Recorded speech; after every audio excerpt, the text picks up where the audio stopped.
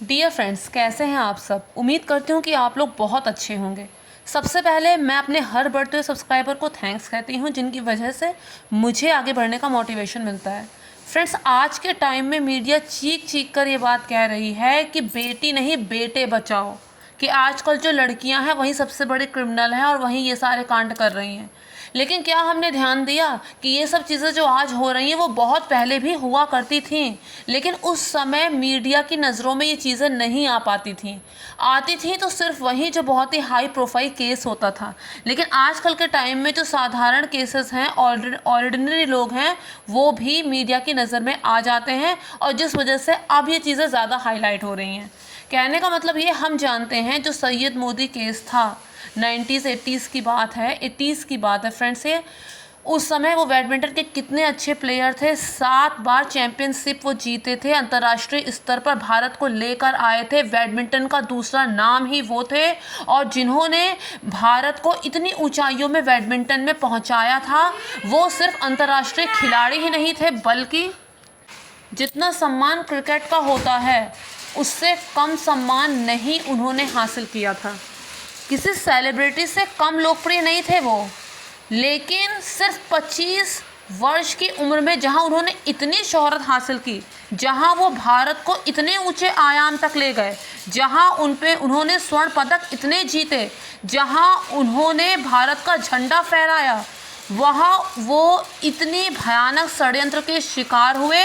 और वो षड्यंत्र किसी बाहरी ने नहीं किया, उनके किसी अपने ने किया, जिस पर उन्होंने इतना ज़्यादा ट्रस्ट किया कि सब कुछ पीछे छोड़कर अपने परिवार के खिलाफ जाकर उन्होंने जहाँ पर विवाह किया था उसने ही उसके साथ इतना बड़ा विश्वासघात किया। इस बात को हम समझेंगे, लेकिन सबसे पहले मेरी आपसे रिक्वेस्ट है कि अगर आपने अब तक मेरे चैनल को सब्सक्राइब नहीं किया है तो प्लीज़ मेक श्योर मेरे चैनल को सब्सक्राइब कीजिए और वीडियो को लाइक और शेयर ज़रूर कीजिए फ्रेंड्स। सैयद मेहंदी हसन जैदी, इनका जन्म हुआ था उत्तर प्रदेश के चौरी चौरा से 5 किलोमीटर दूर सरदार नगर कस्बे में। वो वहीं पर पले बड़े थे, लेकिन उनका परिवार उत्तर प्रदेश के अंबेडकर नगर ज़िले के जलालपुर शहर के पास जैदी या कादीपुर से था। उनके पिता का नाम था सैयद मीर, जो चीनी मिल में काम करते थे। मदर जो थी उनकी गृहिणी थी। इनके 8 भाई बहन और थे, जिनमें सबसे छोटे थे। इनके जो सबसे बड़े भाई थे वो इनसे बहुत प्यार करते थे, ये उनके बहुत निकट थे। जब उन बड़े भाई ने देखा कि इसके खेल में इतनी रुचि है तो उन्होंने उससे संबंधित कोचिंग ट्रेनिंग आदि देने के लिए पैसे की परवाह नहीं की और खूब कड़ी मेहनत करके उसके लिए पैसे इकट्ठा किए, उसके लिए पैसे उन्हें दिए। उन्होंने गरीबी को इसके रास्ते में नहीं आने दिया, गरीबी को उनके सपने की उड़ान के आगे नहीं आने दिया और उनके लिए वो उनके बेटे ही थे। बड़े भाई पिता जैसे इनको मानते थे, खेल के लिए उन्हें प्रोत्साहन देते थे, खर्चा उठाते थे। अब बात आती है कि इनका नाम मोदी कैसे पड़ गया। जब स्कूल ज्वाइन किया था इन्होंने तो गलती से मेहंदी की जगह जो वहाँ पे लिखने वाले थे, तब कहाँ इतना ध्यान दिया जाता था, तो आम भाषा में मोदी था, मेहंदी की जगह आम बोलचाल की भाषा में उन्होंने क्या किया, उन्होंने मोदी लिख दिया। तो सभी अभिलेखों में ये दर्ज हो गया। बाद में इन्होंने इतना ध्यान भी नहीं दिया, इस चीज़ पर जहमत नहीं उठाई कि उस मोदी को दोबारा से मेहंदी किया जाए। अब एक बार हाई स्कूल के सर्टिफिकेट में जो आ जाता है फिर वो तो ताउम्र रहता है। यही वजह है कि ये सैयद मोदी के नाम से प्रसिद्ध हो गए। इसके बाद ये बहुत ही उल्लेखनीय खिलाड़ी बने। इनका स्वभाव बहुत अच्छा था, स्नेही स्वभाव था, खुला स्वभाव था, बिल्कुल ओपन माइंडेड। लुक वाइज भी बहुत अच्छे थे, चमकदार व्यक्तित्व था इनका, अलग ही पर्सनैलिटी थी उनकी। परिवार को बहुत उम्मीदें थी इनसे कि इनकी गरीबी को भी दूर करेंगे और उनका परिवार जिस तरह से पिछड़े वर्ग में है उसे वो ऊपर उठाएंगे, अपने परिवार का खूब नाम रोशन करेंगे। माता पिता को और क्या चाहिए होता है, उनके लिए तो यही बहुत है कि उनका बच्चा भल मनसाई की ज़िंदगी जी रहा है, अच्छे परिवेश में रह रहा है, भले उन्हें कुछ मिले या ना मिले। ऐसे इनके माता पिता भी थे। 1976 में जब ये 14 साल के थे तो जूनियर नेशनल बैडमिंटन चैम्पियन बन गए। उसी साल मोदी ने पीके भंडारी के अधीन प्रशिक्षण लेना शुरू किया, जो 1982 तक जारी रहा। उसके बाद उन्हें भारतीय टीम के राष्ट्रीय कोच दीपू घोष से प्रशिक्षण लेना शुरू किया। उन्होंने उन्हें प्रशिक्षण दिया और उसका नतीजा आप आगे सुनिए। 1980 में महज 18 वर्ष की आयु में राष्ट्रीय बैडमिंटन चैंपियनशिप इन्होंने जीत ली। इसके बाद इन्हें रेलवे में कल्याण अधिकारी के रूप में नौकरी भी मिल गई। खेल इनका जारी रहा लगातार। 1980 से लेकर 1987 तक 8 बार चैंपियनशिप इन्होंने जीती और इन्हें 1981 में अर्जुन पुरस्कार से सम्मानित किया गया। 82 में इन्हें कांस्य पदक भी मिला, राष्ट्रीय मंडल के खेलों में स्वर्ण पदक। 83-84 में इन्होंने इंटरनेशनल जीता। ऑस्ट्रेलियाई 87-88 में ये थोड़ा नीचे आ गए। क्यों? अपनी पत्नी से हार गए। कैसे, इसके बारे में हम आगे बात करेंगे। लेकिन फ्रेंड्स, मेरे बीच में आपसे एक रिक्वेस्ट है, मैं अपनी डेली लाइफ में जो भी कुछ करती हूँ तो उसमें जो चीज़ें आप लोगों को दिखा सकती हूँ वो मैं दिखाती हूँ। वेस्ट मटेरियल से मैंने बहुत से डेकोर बनाए जो मैं आपके साथ समय समय पर शेयर करती रहती हूँ। अगर आपको वो पसंद आए तो मेक श्योर मेरे चैनल को सब्सक्राइब, वीडियो को लाइक और शेयर ज़रूर कीजिए।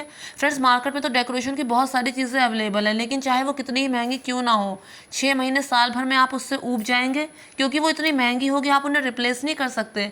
लेकिन जो घर की चीज़ें जो काम की नहीं हैं उन्हीं को आपने रीयूज़ करके और उसमें कुछ छोटी छोटी चीज़ें ऐड करके कुछ अच्छा सा बना लिया तो वो साल 2 साल तक तो आपको ये लगेगा कि आपकी मेहनत का बना हुआ है, आप उसे कहीं पे भी नहीं फेंकेंगे और उसके बाद आप चाहें तो उसे रिप्लेस भी कर सकते हैं। तो फ्रेंड्स, मेरे इस प्रयास को आप लोग चाहें तो प्लीज़ उसे मोटिवेट कीजिए, इंस्पायर कीजिए मुझे। फ्रेंड्स, जब सैयद मोदी जी की आयु सिर्फ 16 वर्ष की थी तो चीन के बीजिंग में आयोजित होने वाले टूर्नामेंट के लिए इन्हें चुना गया था, उसमें हिस्सा लेने पहुंचे थे। वहीं पर महिला टीम में अमिता कुलकर्णी भी थी और ये इनकी ज़िंदगी का सबसे गंदा मोड़ था और समझ लीजिए कि इनका दुर्भाग्य जाके वहाँ अमिता कुलकर्णी से टकरा गया था।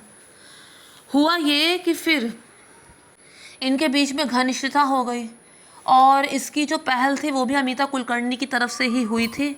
ये खेलते अच्छा थे, चैम्पियन थे और वो जो अमिता कुलकर्णी थी वो महानगरीय सभ्यता से थी, मुंबई से थी, महाराष्ट्रियन थी, ऊपर से हिंदू थी, अंग्रेजी संभ्रांत परिवार से थी, ऐसा लिखित में है। लेकिन कोई भी संभ्रांत परिवार का इस तरह की हरकतें नहीं करता जो उसने आगे चल कर की थी। तो फिर इस तरह से उनसे घनिष्ठता हो गई। अब ये तो सच्चे थे, ईमानदार थे। विवाह हो गया। विवाह ऐसे नहीं हुआ था, बहुत विरोध हुआ था परिवार का, दोनों तरफ से परिवार वालों ने बहुत विरोध किया था। एक तो जात अलग थी, एक तरफ हिंदू, दूसरी तरफ मुस्लिम, और दूसरी तरफ बात ये थी कि परिवार का ये भी मानना था कि उनका जो बैकग्राउंड है पूरी तरह से अलग है। वो वहाँ पे एक समृद्ध परिवार से थी और ये जो थे बहुत ही गरीब परिवार से थे। और ऊपर से ये भी ऐसा भी कहा गया था कि जब दोनों एक ही फील्ड में हैं तो फिर पेशेवर मुद्दे बहुत से बीच में आएंगे, ईर्ष्या आदि की भावना आएगी, तो इनका वैवाहिक जीवन स्मूथली नहीं चल सकता, ऐसा परिवार का मानना था। लेकिन ये दोनों अपनी बात पर अड़े रहे और फिर उसके बाद एक आयोजित समारोह में इन्होंने शादी अपनी रजिस्टर करा ली और इस तरह से शादी हो गई। शादी के बाद कुछ ऐसा रहा कि दंपति के आपस में पटरी नहीं, बीच में मेल खा रही थी। रीज़न इसका ये था, कुछ लोग कहते हैं कि जो धर्म था इनका वो अलग अलग था जिस वजह से ऐसा हुआ था। तो कुछ लोगों का ये मानना था कि वहीं एक दूसरे से आगे बढ़ने की होड़, प्रोफेशन की जो परछाई थी वो इसमें पड़ रही थी। इसके अलावा जो अमिता कुलकर्णी थी वो महत्वाकांक्षी थी, वो ये सोच रही थी कि इन्होंने उनका करियर ख़त्म कर दिया, लेकिन ऐसा नहीं ही रहा होगा। अगर उनकी सोच ऐसी होती तो वो उनसे शादी ही क्यों करते, ये तो वो भी जानते थे कि वो इसी फील्ड में है। तो ऐसा नहीं था, ना ही बुर्के की कोई पाबंदी थी, आराम से वो आ जा रही थी, सब कुछ सही से चल रहा था, लेकिन वो संतुष्ट नहीं थी। इसके बाद धीरे धीरे ही सही, लेकिन ये वैवाहिक गाड़ी आगे बढ़ तो रही थी, लेकिन तब तक एक तीसरे शख्स की एंट्री हो गई। इनके जो राजघराने से ताल्लुकात थे, जब ये प्लेयर बन गए थे तो इनके राजघराने से वहाँ पे जो संजय सिंह थे, जो पॉलिटिक्स में भी थे, कांग्रेस की पार्टी में थे, रॉयल फैमिली से थे, बेहद अमीर थे उस समय के, राजा साहब उन्हें कहा जाता था। मैरिड थे वो, 2 बच्चे भी थे उनके, लेकिन उनका जो मिजाज थे वो बड़े रंगीन थे। तो वहाँ समारोह में इनका जाना था, अपनी पत्नी के साथ आया जाया करते थे। उस समय दंपतियों के बीच में भी कुछ खटास चल ही रही थी। तभी 84 की बात है, 1984 में वो संपर्क में आ गई उनके। और ऐसा भी कहा जाता है कि इनकी जो माँ थी वो भी इन्हीं के जैसी थी। अब गुण जो थे बेटी माँ से ही तो पाएगी, वो भी इन्हीं के जैसे थी वो, और इस चीज़ को हवा देती थी। सीबीआई को इस बात का तब पता चला था जब इन्होंने इनके घर पे छापा मारा था शक के तहत। तो वहाँ पर इन्हें डायरी मिली थी जो अमिता कुलकर्णी के हाथ से लिखी हुई थी। उसमें संजय सिंह को लेकर उनकी बहुत ही आपत्तिजनक बातें, ज़रूरत से ज़्यादा आपत्तिजनक बातें उसमें लिखी हुई थी। और जिसकी सफाई में इन्होंने जो कहा वो तो इनकी गंदी मानसिकता को और भी ज़्यादा दर्शा गया। उन्होंने कुछ इन शब्दों में कहा था, मैंने अपनी कल्पना की उड़ान का इस्तेमाल करके डायरी में कुछ बातें लिखी, सिर्फ उसे चिढ़ाने के लिए। मोदी मेरी लिखी हर पंक्ति पढ़ते थे और जब मैं उन्हें चिढ़ाना चाहती थी मैं डायरी का हवाला देती थी। अगर वो रिकॉर्ड होता अवैध संबंधों का तो मैं इतनी मूर्ख नहीं थी कि हत्या के 17 दिनों तक उसे संभाल कर रखूं। फ्रेंड्स, इनको एक बेटी भी थी जो सैयद मोदी की मृत्यु से 2 महीने पहले ही हुई थी। कहा जाता है कि मोदी जी को संदेह था, लेकिन इनकी पत्नी ने उस संदेह को दूर करने का कोई प्रयास नहीं किया, बल्कि अपनी बच्ची को लेकर मुंबई चले गई जहाँ उनके माता पिता रहते थे। फिर उसके बाद उन्होंने अपनी बच्ची को वहाँ छोड़ा और ख़ुद यहाँ लखनऊ आ गई, क्योंकि वो अपने करियर में प्रैक्टिस करना चाहती थी, फॉर्म में आना चाहती थी, इसलिए वो वापस से आ गई। ये चीज़ भी सैयद मोदी को नागवार गुजरी। कोई भी होगा कि इतनी छोटी बच्ची को लेकर आप करियर पे ध्यान तो दे रही हैं, लेकिन माँ बनने के बाद आपकी क्या जिम्मेदारी है, कोई भी होगा तो उसे ऐसा लगेगा। तो उन्हें ऐसा लगता था कि वो मेरे करियर को तो रोक रहा है और ख़ुद अपना करियर आगे बढ़ा रहा है, ऐसी इनकी मानसिकता थी। फिर 2 महीने के बाद एक ऐसी गंदी घटना घटी, एक ऐसी घिनौनी घटना घटी जिसने पूरे देश को हिलाकर रख दिया। 28 जुलाई की बात है, 1988 की बात है। केडी सिंह बाबू स्टेडियम में वो प्रैक्टिस करके बस लौटे ही थे, बाहर आकर खड़े ही हुए थे, तभी 3 लोगों ने जो पहले से उनका घात लगाकर बैठे थे, एक के बाद एक 7 गोली मार दी, संभलने का मौका ही नहीं दिया। सीबीआई में एक लंबा केस चला, इस चीज़ के खिलाफ बहुत लंबा केस चला, लेकिन अंत में सारे सबूत सामने आने पर भी कि अवैध संबंधों के चलते हत्या की गई है और जिसने ये षड्यंत्र किया है, उन 3 लोगों को मारने के लिए भेजा था, वो संजय सिंह का ही एम्प्लॉय था, उन्हीं का सेवक था। सब चीज़ें सामने आने के बावजूद कुछ सबूतों के अभाव ऐसे थे कि ये बात नहीं साबित हो पा रही थी कि खून करने में अमिता कुलकर्णी का हाथ है सीधे तौर पर या फिर संजय सिंह का हाथ है। तो इसलिए इसमें सिर्फ 3 लोगों को सज़ा हुई थी। उनमें से 2 लोग तो पहले ही जांच के दौरान ही मर गए थे, बल्कि मार दिए गए थे। एक उनमें से बचा था, भगवती सिंह करके उसका नाम था, किसने अवैध रूप से हथियार रखे और हत्या की है, उसे उम्र कैद की सज़ा हुई थी। और हो सकता है आज भी वो उम्र कैद की सज़ा काट रहा हो या फिर मर गया हो, जो भी था।